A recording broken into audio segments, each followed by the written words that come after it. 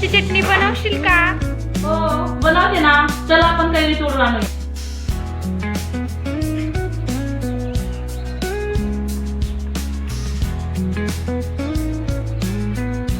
ताजी ताजी कैरी.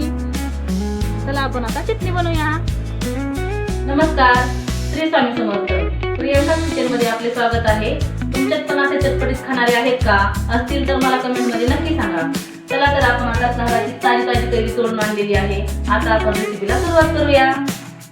आता मी झाडाच्या 3 कैऱ्या तोडून आणलेल्या आहेत ताज्या ताज्या. आता आपण त्या कैरी धुवून घेऊया. कैरी धुतल्यामुळे जो कैरीला रुचिक असतो तो निघून गेल्यामुळे घशात तडतड होत नाही. अशा प्रकारे आपण कैरी ही स्वच्छ धुवून घेतलेली आहे. आता इथं आपण कैरीची साल काढून घेऊया. तुम्ही अशा प्रकारे कैरीची चटणी नक्की करून पहा.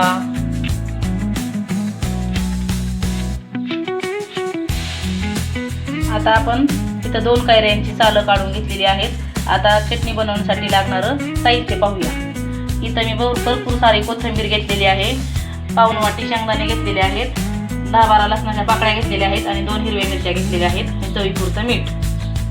आता असे छोटे छोटे काप करून आपण कैरी सगळी कट करून घेऊया. अशा प्रकारे आपण छोटे छोटे कैरीचे काप केलेले आहेत. आता आपण मिक्सरच्या भांड्यामध्ये कैरीचे काप टाकून घेऊया. त्यामध्ये 2 हिरव्या मिरच्या,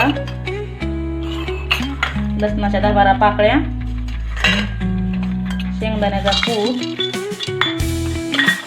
आणि कोथिंबीर टाकून भरपूर सारी मिक्सरला फिरवून घेऊया. थोडंसं पाणी पण टाकून घेऊया. चवीपुरतं मीठ टाकून घेऊ आणि मिक्सरला फिरून घेऊ. मिक्सरला ही चटणी आपण आता बारीक करून घेतलेली आहे. अशा प्रकारे आपली चटणी झालेली आहे. इथे आपली कैरीची चटणी खाण्यासाठी तयार आहे. मग जर का माझा व्हिडिओ आवडला असेल तर लाईक करा, शेअर करा, सबस्क्राईब करायला विसरू नका. आणि संपूर्ण व्हिडिओ पाहिल्याबद्दल धन्यवाद. आता आपण पुढच्या व्हिडिओमध्ये भेटू.